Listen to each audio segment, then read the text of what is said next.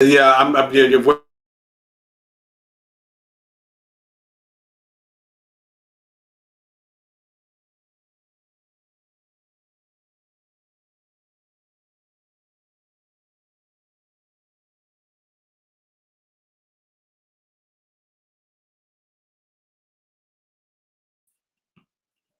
Hello? Okay. Let me try this.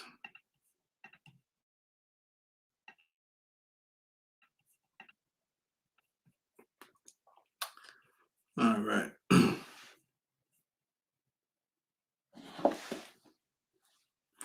All right.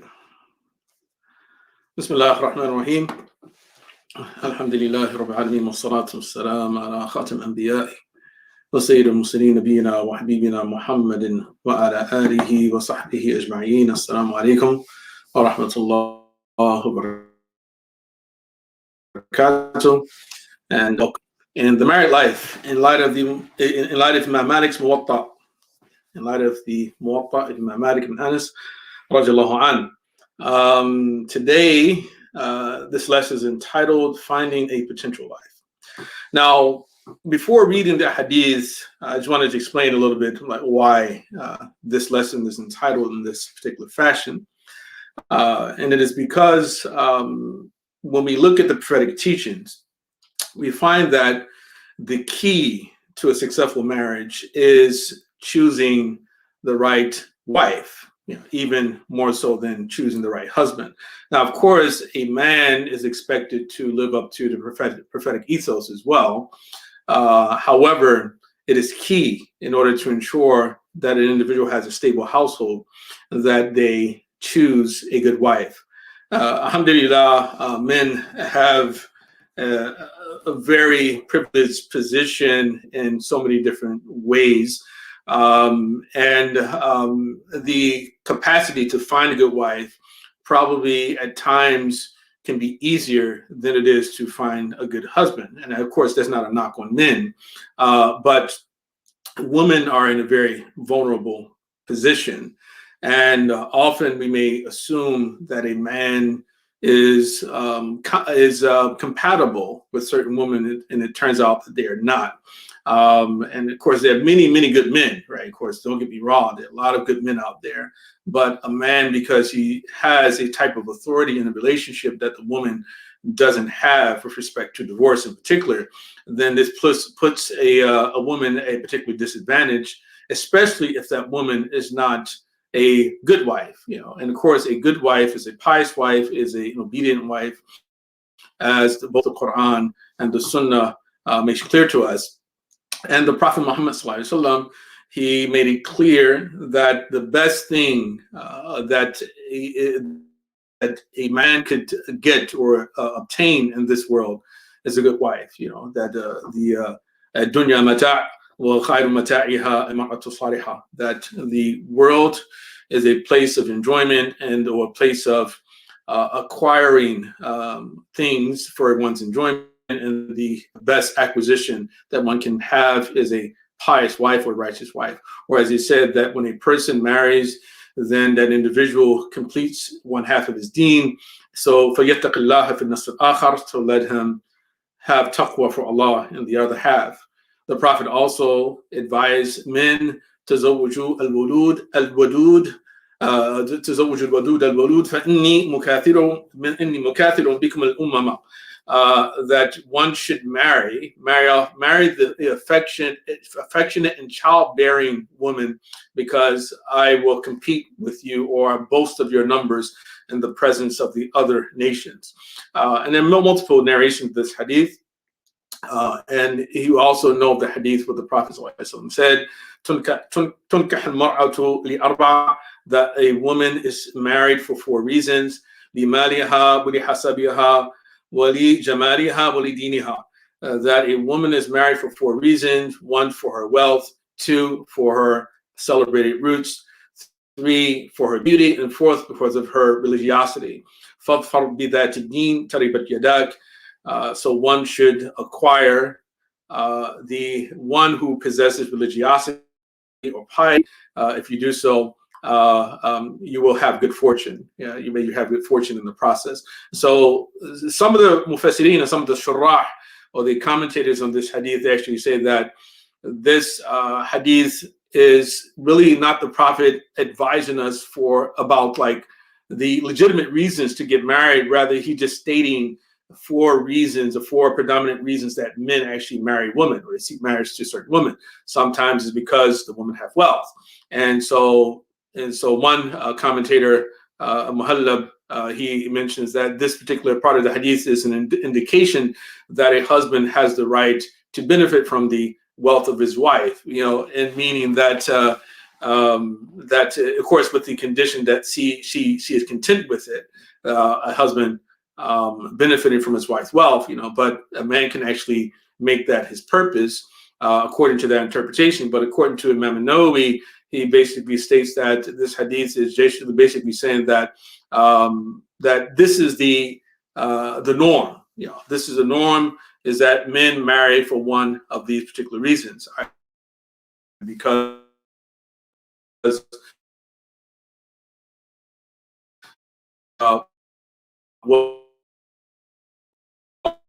or celebrated roots. And then another reason is because of her beauty. And then fourthly, because of her deen, her faith, and her religious practice. The Prophet also said, Ya ma'shar al-shabab, man istata'a minkum al-ba'ata falyatazawwaj, that, oh, you young people of youthful exuberance, any of you who has the means to marry should do so. Right? And they're talking about young men here. Right? You have the means to marry, then you should do so. And what it is meant by the means to marry is not necessarily a career, and doesn't necessarily mean a stable job, but it actually can just simply mean the ability, the physical capacity to go out and find work. And this was the classical understanding of this. And of course, we know that culture has an influence on these things and our understanding of the prophetic traditions, but when the Prophet ﷺ made the statement, he didn't mean it in the way that we understand having the capacity to get married as we do today, which is the idea that one has to have a stable job or career, and that's not to say that we should not expect a man to have a stable job, but al-ba'a in this case, according to the stronger interpretation, because another interpretation means that it all simply means that you have the physical capacity to have intercourse, then you should go and get married. But the stronger opinion is that it means that having the material capacity to marry, then you should do so. And then he said that فَإِنَّهُ أَغَضُّ الْبَصَرِ وَأَحْسَنُ لِلْفَرْجِ, because if you do so, it's better at helping one to lower their gaze, meaning to protect their glance, and actually to chasten their reproductive organs, or to keep them chaste, from going and committing illicit intercourse. وَمَنْ لَمْ يَسْتَطِعْ فَعَلَيْهِ بِالصَّوْمِ فَإِنَّهُ لَهُ وِجَاءٌ. But whoever is not able to, then that person is to fast, because fasting will be like castration. Right? At any rate, so wanted to begin with this introduction. And so the whole idea is that having a good wife is the key to success in marriage. And so this first hadith in Muwatta of Imam Malik, it reads,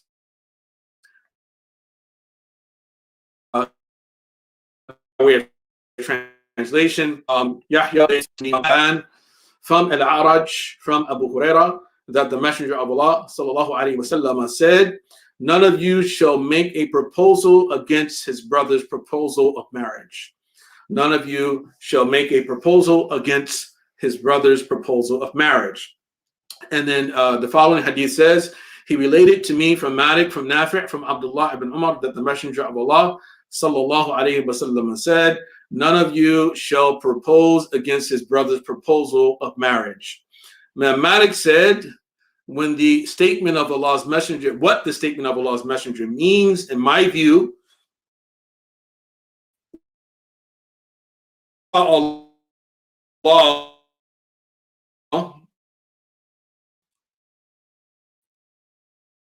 only Allah truly knows, is She becomes fond of him. They agree upon a specified dower. They are mutually satisfied, and she then places conditions upon him that favor her. This is a sort of which he forbade a man from proposing against his brother's proposal. His intention was not that when a man proposes to a woman while she is neither satisfied with his condition nor introduced to people. In other words, so let's sort of go back and focus on this a little bit. So the hadith, لا يخطب أحدكم على خطبة أخيه ولا يخطب أحدكم على خطبة أخيه. None of you shall make a proposal against his brother's proposal. Now, first and foremost, what this hadith indicates is that marriage is a type of contract. It's a type of, if anything, it's akin to a type of transaction or business deal, in that there's an offer, there's an acceptance, there's a good being exchanged, there's a price being paid for it, et cetera, right? And there's also mutual consent expressed between the one making the offer and the one who's being accepted.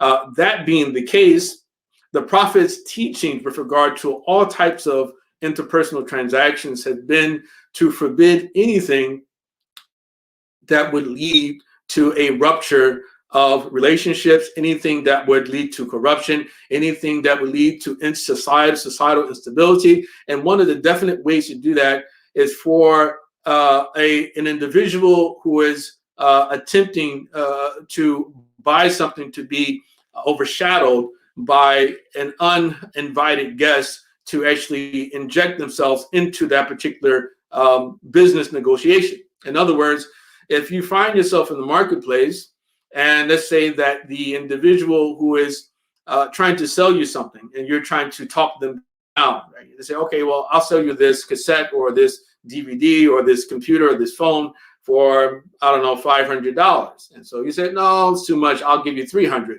right? But there's a third person, individual observing, who says to the seller, to the merchant, well, no, I'll give you the full $500 that you asked from the start. Right? And this is before he and the first person are completing the negotiations.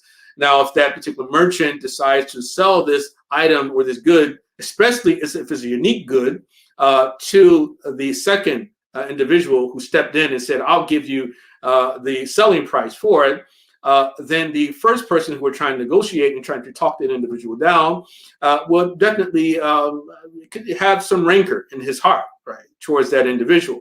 And so that rancor, of course, will lead to anger and enmity, and perhaps even lead to a fight, right? And that fight may lead to the death of an individual. So in this particular case, when the woman herself, for instance, let's say, and of course, this is just simply for the sake of summation, not to say the woman, she's a physical good that's being bought and sold. This is, of course, a woman, if she has her freedom, just like men have their freedom. But the contract fundamentally itself in marriage is an understanding that the man will provide both a dower and regular maintenance for this woman in exchange for the right to sexual access when it is appropriate or convenient. Right? And of course, this doesn't mean that this is all marriage is built upon. Is an exchange. It's not simply a transactional relationship, as we talked about last week.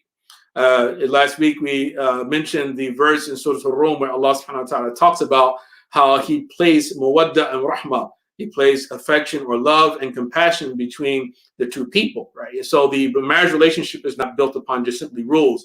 It's not based upon just simply transactional, listen, you give me my rights, I give you your rights. That's not really not what it's all about. But the ulama, they have a vetted interest in highlighting what aspects of the relationship which will be what we call justiciable. In other words, when there's a dispute about who is not giving the other his or her rights, then we have to narrow it down to what is the foundation of the marriage relationship. And the foundation of the marriage relationship is the access to sexual intercourse, and of course, one having to provide maintenance in exchange for that. Again, just the legal aspect of this. Of course, we know Islam is not only fiqh, Islam is fiqh, is also ethics, and is also theology. But this is just one way to think of this. So when the Prophet ﷺ says, none of you propose against his brother's proposal of marriage, he's basically trying to reduce the possibility of disharmony, of discord. He's trying to avoid individuals being involved with unsavory type of competition, and so if it happens that the second individual who steps in and makes this offer dissuades the woman or the girl from actually wanting to marry the first man, then that in itself is a big no-no, and that in itself will lead to a lot of jealousy, a lot of anger, and perhaps can lead to physical violence. And so the Prophet ﷺ forbade anything that would lead to disharmony among human populations. So this is one aspect of it, that the issue of the proposal. One man makes a proposal, the other individual is not allowed to, especially knowing that the other one made the proposal, say that they go and jump in a counter proposal. So Imam Malik's explanation of this hadith is that this doesn't mean that, let's say for instance, that if two men are thinking of the same thing at the same time, that they are going to go propose to a woman, and both of them, one goes today and the other goes tomorrow. He's saying that, well, no, this hadith is not talking about something like that, because at this point the girl has not made up her mind yet about what she wants to do. That she hasn't accepted the proposal of either two men, and even if she has accepted the proposal of the first man who came to her, that there has to be some time that goes by where once she starts to develop a fondness for that person, and once they start to negotiate the terms of their marriage, right? At that point is when it becomes forbidden, not before then. Before then is fine. And an example of this you find in the seerah of the Prophet Muhammad alayhi salatu wasalam. There's a woman known as Fatima bint Qais al-Fihriya, radiallahu anha, and she was a woman who was previously divorced, had recently divorced from her husband. Her husband had pronounced divorce on her a third time. She was waiting in her iddah, waiting to be made available to other suitors. And two men had approached her and made a proposal to her. One of those men was Muawiyah ibn Abi Sufyan, radiallahu an, and the other man was a man known as Abu Jahm ibn Hudayf, radiallahu an. And both Muawiyah and Abu Jahm, were men who had just become Muslim on the conquest of Mecca, the day of the conquest of Mecca. This is what the seerah tells us. But Fatima bint Qais, she was one of the very first Muslims, very old, and one of the very first pioneers of Islam. That she'd been Muslim for a very long time. Apparently, she's very attractive. Clearly, since she has this, number of men proposing to her, even though she was originally divorced, and the fact she was divorced did not prevent them from seeking to have her remarried. And so she came to the Prophet Muhammad ﷺ and asked his advice. She said, well, these two men, Muawiyah and Abu Jahm, have proposed to me, but what do you think? Which of the two of them should I choose? So the Prophet ﷺ, doing his duty, which is to offer advice, the best possible advice to a person seeking his counsel. And this is actually an example of one of the 6 times or 6 justifications for backbiting, right? Where backbiting is not sinful is when an individual is coming to you seeking counsel about another individual. In other words, and you have to offer some information to caution that individual from the evil of the other person. So the Prophet says of Muawiyah, he said, "Amma Muawiyah فَصُعْلُوكٌ لَا مَالَ لَهُ." Says Muawiyah, he's a pauper. He has no wealth. Right? He's poor. Right? He says this to her, which really lets you know that the Prophet was encouraging women to be concerned about the financial status of their husbands. Right? And so the Prophet says about Muawiyah, he has no wealth. Right? But Amma Abu Jahm, on the other hand, فَإِنَّهُ لَا يَدَعُ عَصَاهُ عَنْ عَاتِقِهِ. That as for Abu Jahm, he keeps his staff on his shoulder. In other words, what the Prophet was sent about Abu Jahm was that Abu Jahm was known as he was a wife beater, as we would say today. That he was very physically violent with his woman, right? And so one narration is that he's a man who likes to strike, he likes to hit women, likes to hit his wives. And then he says, Amma Usama for Usama. Then he referred her to a third man, which was Usama ibn Zayd ibn al-Haritha, which was technically the Prophet's grandson, because Zayd ibn Haritha was his adopted son. But he said, marry Usama. So she married Usama after this. In other words, here's an example where two men, they propose to a woman at the same time. And then if the Prophet gives her advice to marry a third man, so this lets you know that this particular prohibition does not apply prior to the woman actually making a decision about who she's more fond of, and once those particular negotiations happen. And another aspect of this hadith is that it says that one should not propose against his brother's proposal. And most of the ulama are of the view, well, actually all of the ulama are of the view that at least those who are known from the schools, the four schools, is that one's brother is a reference to a Muslim man, and then secondly, it is also a reference to a pious man. So in other words, if you have a woman, for instance, if a woman is proposed to by a man who's not impious man, he doesn't really practice Islam very much, or he's known for sinfulness, and she sort of embraces the idea that, okay, well, this will be my lot, I'm just going to marry him. So they start to make plans, but then a second man appears, and he comes ahead and he proposes to this woman or to her family. But this man is much better than the first man. He actually is well known to be pious individual, well established in the community as being pious. Then the Malikiya, especially the Malikiya, they say that it is permissible for the second man to actually intervene in order to rescue this woman from the potential possibility of marrying an impious man. He actually may make her life live in hell, right? So these are things that are worthy of reflection just from this particular hadith.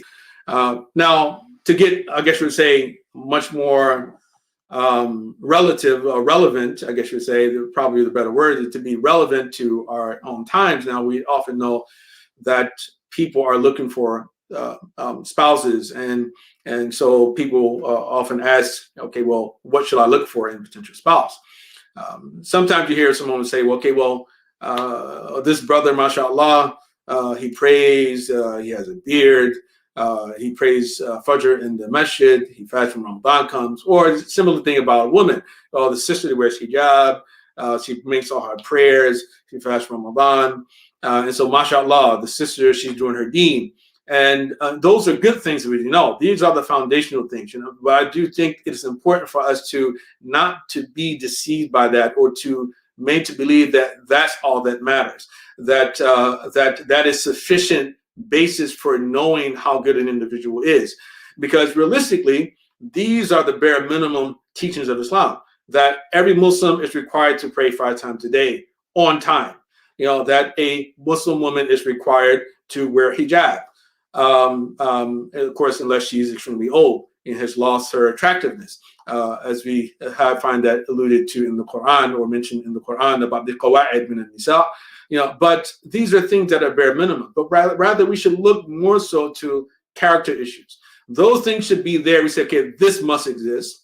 But then, second of all, okay, well, what type of for a woman, what type of financial capacity does this man have?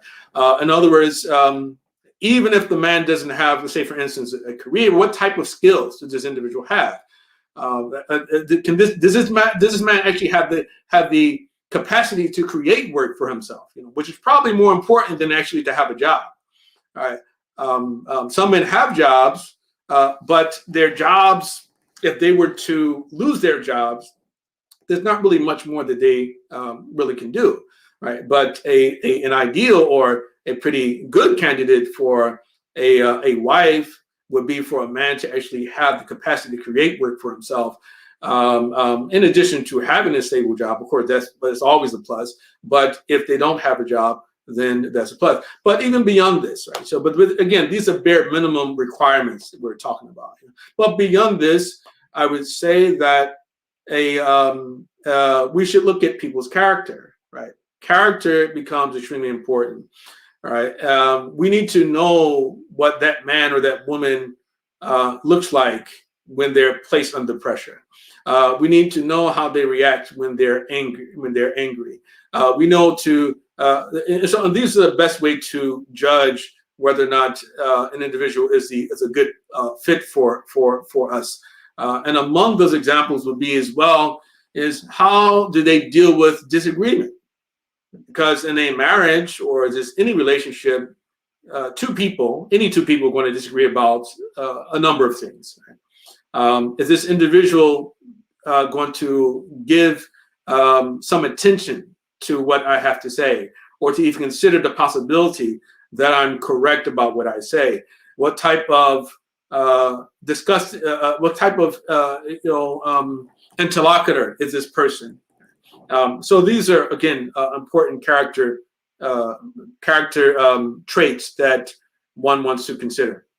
The next hadith we want to cover, it says, he related to me from Malik. And so the he here is Yahya ibn Yahya al-Laythi, who's the author of this version of Muwatta.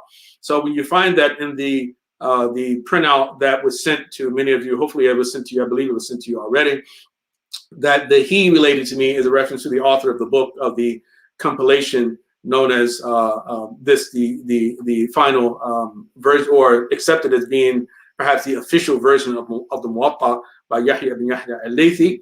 So he said he related to me. He's speaking in the third person about himself, right? Because he wants the reader to read it as if,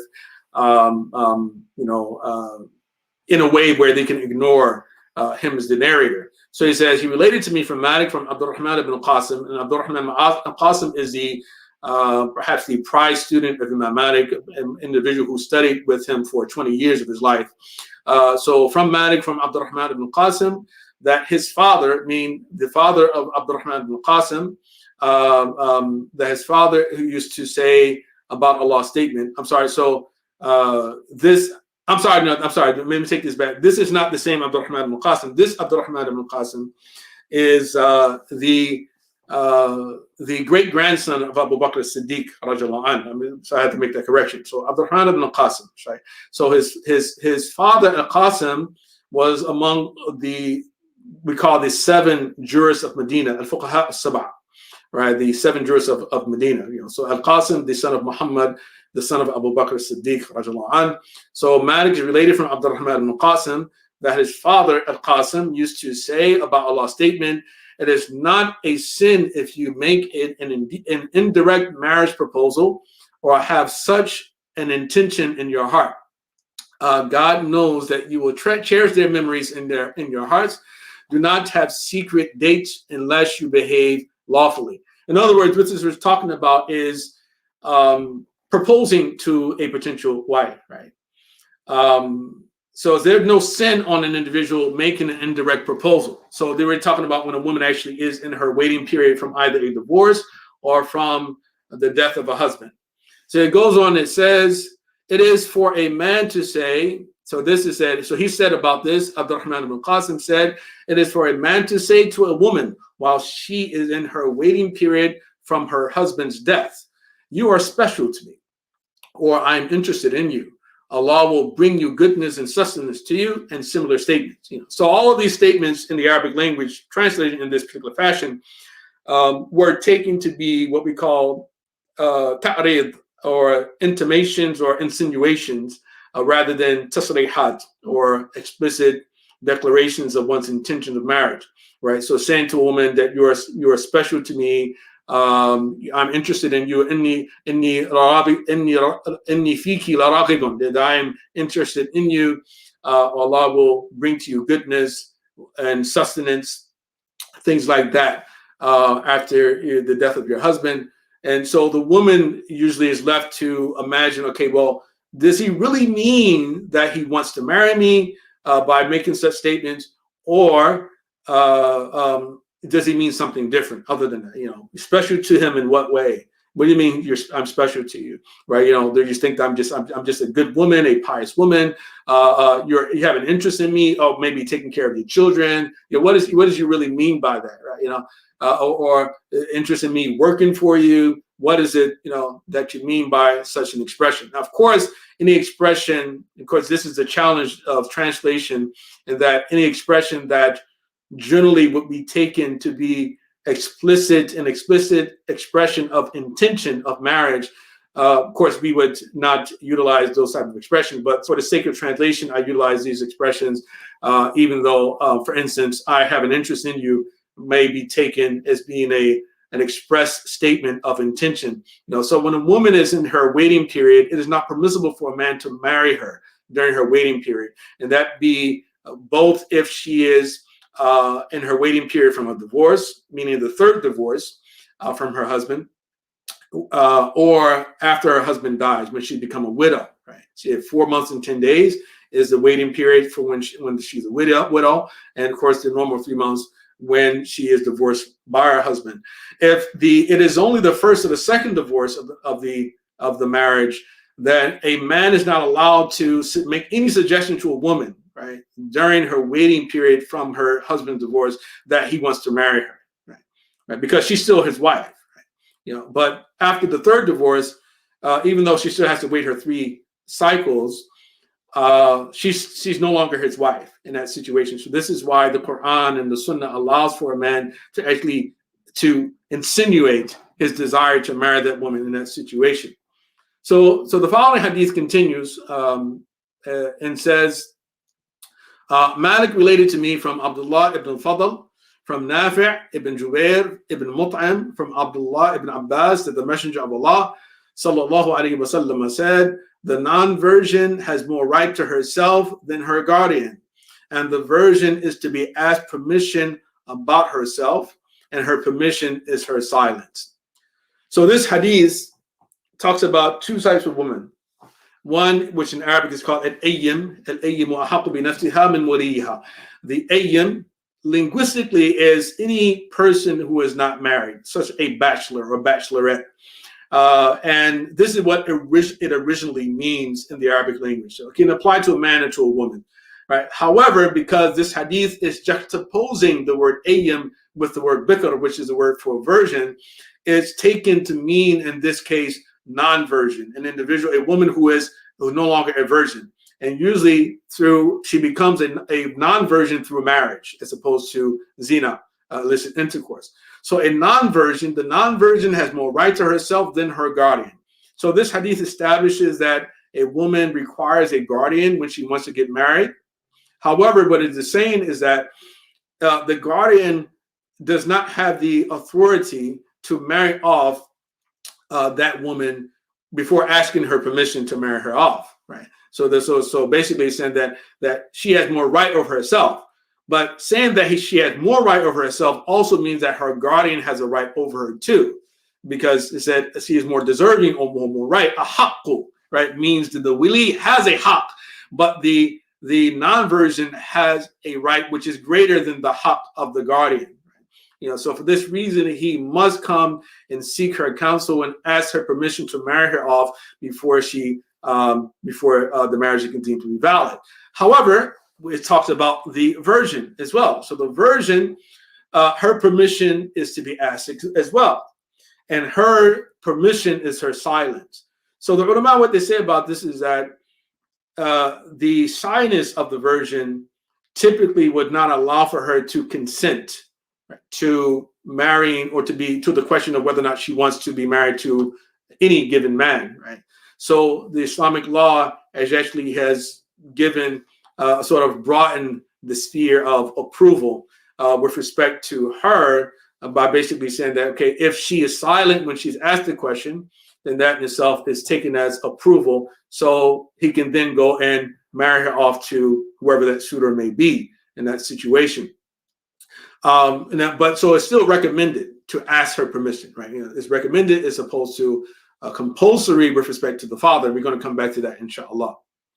The next hadith, it says, he, meaning Yahya, related to me from Malik that it reached him that Al-Qasim ibn Muhammad and Salim ibn Abdullah ibn Umar, Salim ibn Abdullah ibn Uzbah ibn Mas'ud, I believe, Salim ibn Abdullah ibn Umar, right? I'm sorry, yeah. So he says, so these two, Al-Qasim ibn Muhammad and Salim ibn Abdullah, used to marry off their virgin daughters without seeking their counsel. So this hadith is, well, the statement of fact or the norms among these two great scholars of Medina, Qasim ibn Muhammad ibn Abi Bakr and Salim ibn Abdullah ibn Umar, that these two, that they were known that anytime they wanted to marry off their daughters and they were virgins, then they wouldn't even ask their permission. They would just simply do it. All the four schools of Islam are in agreement that a father is allowed to marry his virgin daughter without her consent, with the condition that she hasn't reached puberty yet. Right? If she hasn't reached puberty, all four schools agree that a father, not all guardians, a father can marry her without her consent, as long as she hasn't reached puberty yet. The Malikis go a step further and say that as long as she is a virgin, it doesn't matter how old she is. If she remains to be a virgin, even if she's an adult, that a father alone has the authority to marry off his daughter without her consent. Now, of course, one of the classic examples of that is Abu Bakr Siddiq and Aisha radiallahu anha. Of course, Aisha didn't give any consent to her being married to the Prophet Muhammad alayhi salatu wasalam. But this is specific for the father. The Shafi'is extended, or Imam Shafi'i himself extended it to the grandfather too, saying that the grandfather also has the same authority, that the grandfather can marry the virgin girl who hasn't reached puberty without the consent, without her personal consent. All the schools still say, in spite of that, it is still recommended to seek her consent. And if she's silent, that is a consent. If she is not silent, that's a consent as well. Right. So this is an interesting part of this. And of course, we know a lot of us probably have heard before that, okay, well, there's, a woman, has to give her approval. You can't just simply force a woman into a marriage and say, well, there's some nuance to that particular issue. So after this, Imam Malik said, and that is the norm with us with respect to the marriage of virgin girls. So when he said this is the norm of us, he means the norm among the scholars of Medina during his time, that anytime a man had a virgin daughter, that they would marry them off without their consent. Malik said, and no authority over her wealth is given to the virgin until she enters her husband's home, and it is recognized from her state that she is competent. In other words, if that girl owns wealth, she is a minor, right? And so minors are not allowed to have authority to over their wealth, right? You can't just simply give them full reign to do with their wealth what they want to, right? But he says, once she enters her home or her husband's home, then she can be given full reign over her wealth with the condition that they sense that she's mature and she can manage her wealth well. She does not become a spendthrift, and she doesn't harm herself by just simply giving away all her wealth or spending it on things that are wasteful, etc., etc. The next hadith says he related, and this is the last one we're going to go through before we open up for questions. It says, well, actually two more. The next hadith says he related to me from Malik that it reached him that Al-Qasim ibn Muhammad, Salim ibn Abdullah, and Sulaiman ibn Yasar used to say about the virgin girl, her father shall marry her without her permission. This is binding for her. And then the following hadith, it says, he related to me from Malik, from Yahya ibn Sa'id, that Sa'id ibn Musayyib said, there are three things to which banter does not apply. And so banter is a reference to jest. Right? And so those three things are marriage, divorce, and manumission. Fundamentally, what it means is that, let's say if a person, a man, he has a daughter, and so he's kidding around with one of her friends one day and say, listen, you can have my daughter, she's yours now, right? that fundamentally what this hadith means is that even though the father was joking that he has now married his daughter to that man, that his daughter is now that man's legal wife, right? Just simply by something like that. Same thing with divorce, that a person could say, he's kidding around with his wife, and he's playing with her, and says, "Oh, that you're divorced, that you are, divorced from all these activities that are going on outside." That in itself, just by simply utilizing the word divorce and in saying that I was kidding is insufficient for removing the validity of that particular pronouncement in that situation. And manumission means to set free a slave, right? And so the same thing here. And so this is really interesting about Islam is that Islam doesn't have a chapter in the books of fiqh or the books of hadith, a chapter on slavery, but a chapter on manumission, chapters on how to set slaves free, not on chapters on how to capture slaves or make people into slaves, but chapters about making slaves free. So if an individual in the past owned a slave, and then the person says jokingly to that slave, "Oh, you're free to go. Tomorrow you're a free man." And then when the tomorrow comes, and then we see the slave packing up their things and walking away and say, "Where are you going?" And said, well, "You said yesterday that I'm free to go." I said, "Well, I was just kidding. I wasn't serious." That no, according to Sharia, that man or that woman is now a free person, right? So fundamentally, this hadith says that three things, that of course banter does not apply to, or does not invalidate. Those things are marriage, divorce, and manumission. At any rate, this is all that we plan to cover from the Muwatta today with respect to this particular topic. And so next week we'll continue and we'll talk a bit about the concept of the door and additional gifts that are number order of the hadith is not being followed strictly here because there's certain topics that I think are really not as relevant to us today as we try to cover these matters related to the formation and the survival of the Muslim family, inshallah. So with that, I'll just move on to see if there may be any questions. Wa sallallahu ala sayyidina Muhammad wa ala alihi wa sahbihi wa sallam. Walaikum assalam wa rahmatullahi wa barakatuh. Walaikum assalam, Sister K. Rashad, mashallah. Tahir, mashallah. Assalamu alaikum. Anthony, assalamu alaikum.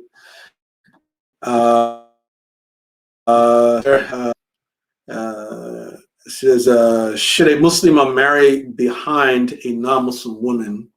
Example, the second wife. And then we have a second question, which says, who is to judge when a woman is to be unattractive as not to cover any, as to cover anymore, right? This is a good question. Both are good questions. So should a Muslim marry behind a non-Muslim woman?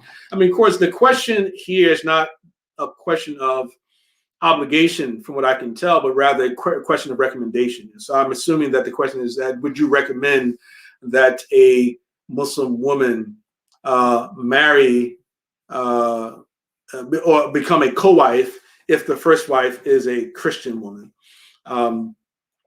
So that in itself is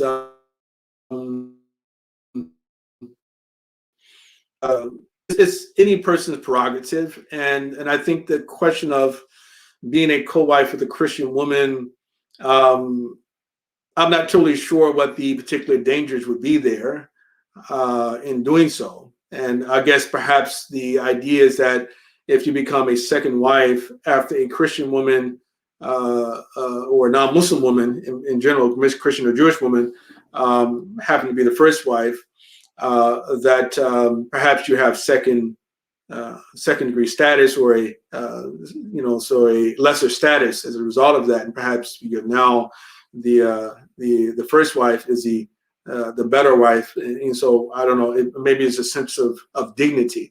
If you feel that you're being belittled, then of course, naturally, I don't think that you should accept to be placed in a situation like that.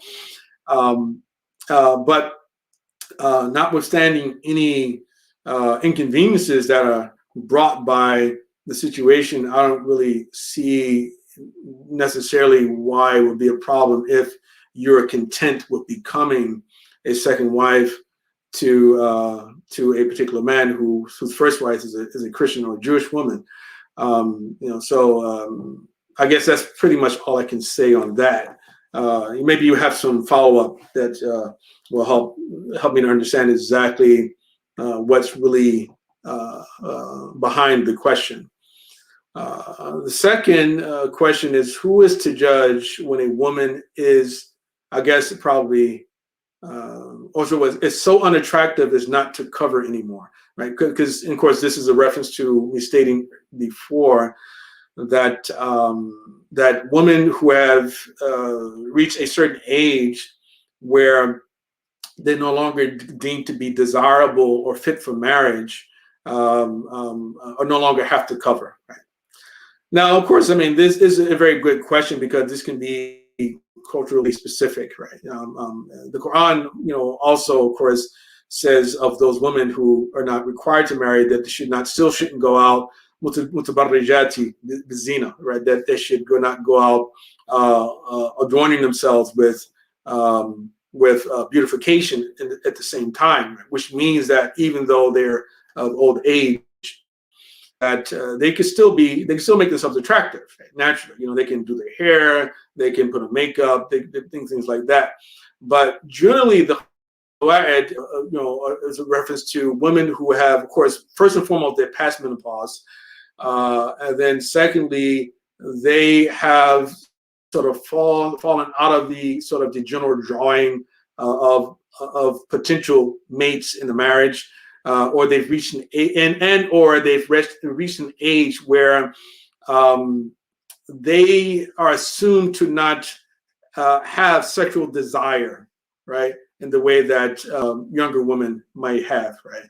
And add on top of that, it will be that men generally are not desirable of her, right? So in that sense, the society plays a major part, and especially the society of men, what men overall, how they look upon the woman. That's generally the way that it's taken.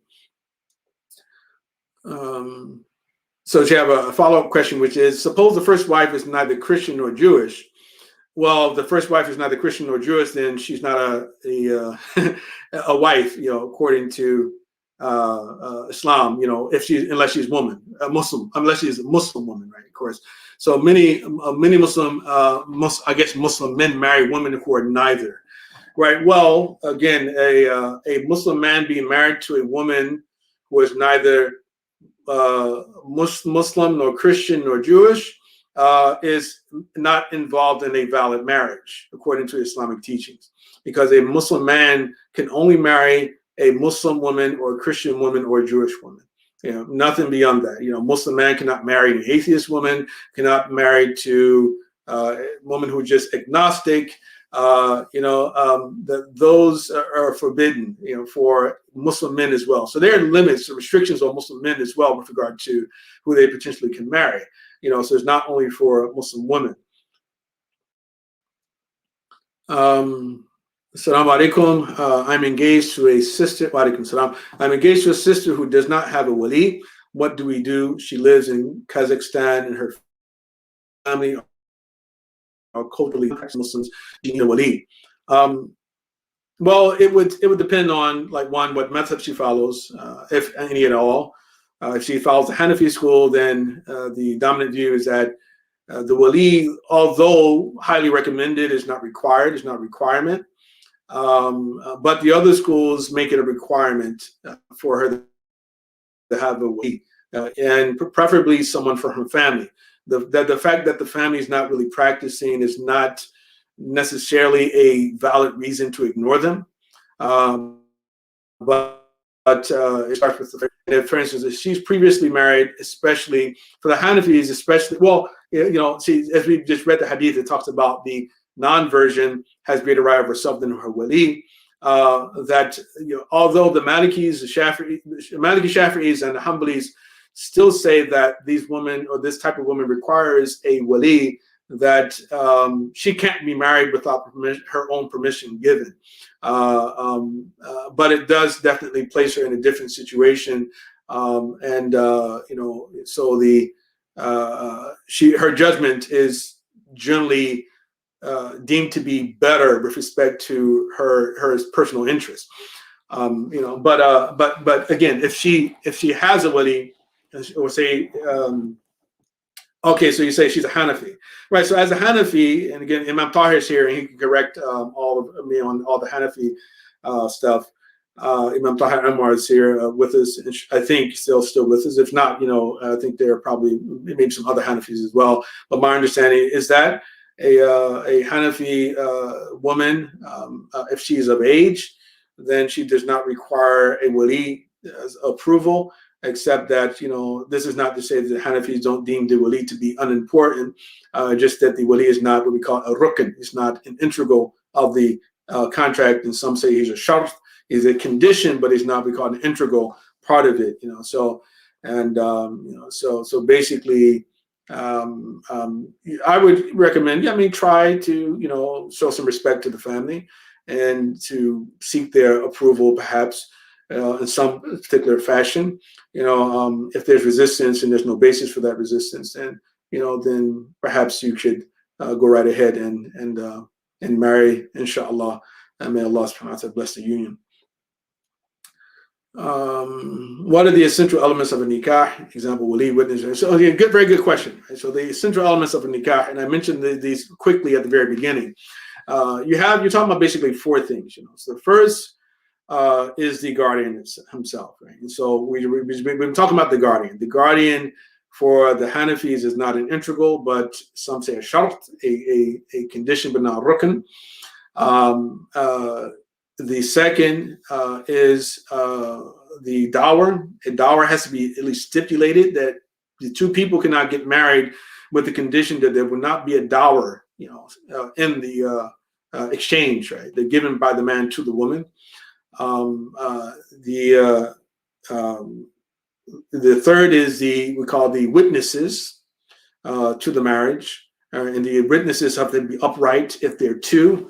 They have to be upright witnesses, meaning individuals whose reputations are impeccable, which is really hard to find, these days. And for this reason, the Malikis of old actually changed their conditions for the validity of marriages, and actually said that in order to validate the marriage, that there has to be about 30 to 40 people in attendance at the wedding, right, to take the place of the two upright witnesses who generally would have stood in order to verify and to validate the marriage itself.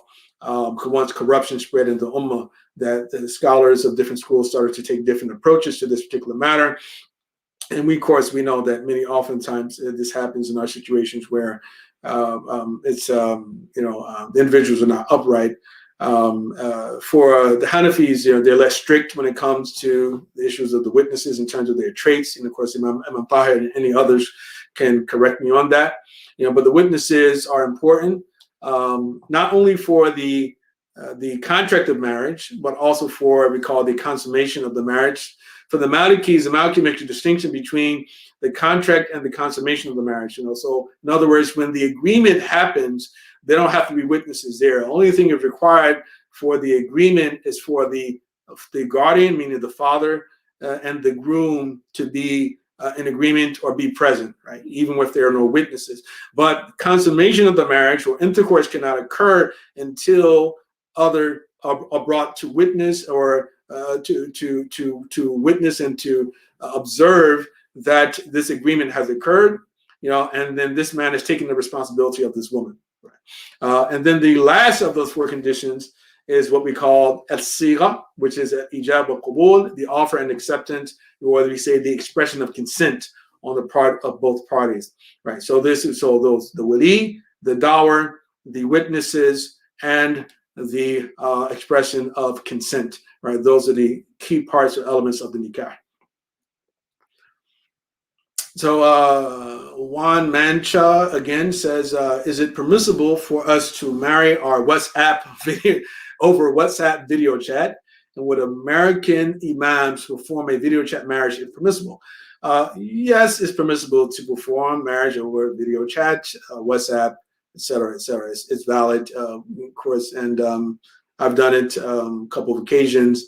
It's it's not ideal, but it does fulfill the conditions, right? With witnesses there, the consent, as long as the four integrals are involved. Again, the wali, the sadaq, the ishhad, and the sigha. Those four are present, then the marriage is valid, even if it happens over video chat. Joyce says, what is to take place if and when it's secret polygamy? This is actually a topic we're gonna come back to in the future, but I'll deal with it just briefly. Nikah as-sir, secret marriages, defined by Malikis, is any marriage that the members or the individuals involved they seek to conceal from the public, right? Even if there are two witnesses there, right? So, for instance, we're going to see a hadith where Umar ibn Khattab radiallahu an was informed that a man and a woman were married, and the only people who witnessed it were a man and two women, a man and one woman. I'm sorry, one man and one woman. So Umar ibn Khattab said, this is a secret marriage. And he said, and if I had known a precedent, I would stone them to death. Right? That was how serious he considered this. Right? He said that's a secret marriage. Right? Man and a woman, only man and a woman, they witnessed it. And said he considered that to be a secret marriage. This is not the same for other schools, but the Malikis were very strict on this particular point about secret marriages. We're going to come back to that. So if a secret polygamous marriage happens, it's again, as long as the integrals are there, it's deemed to be a valid marriage, but it's a sinful. It took place according to a sinful status, right? If it doesn't fulfill many of the other conditions which we're going to eventually discuss. Okay, all right. So it looks like that's probably all we have for today. Yeah, so going on about an hour. I don't see any more questions. So with that, we'll conclude. We ask Allah subhanahu wa ta'ala that He continue to bless all of you, may increase your knowledge and grant you happy marriages, inshallah, and pious children who pray for you after you leave this world. وصلى الله على سيدنا محمد وعلى آله وصحبه وسلم. السلام عليكم ورحمة الله وبركاته.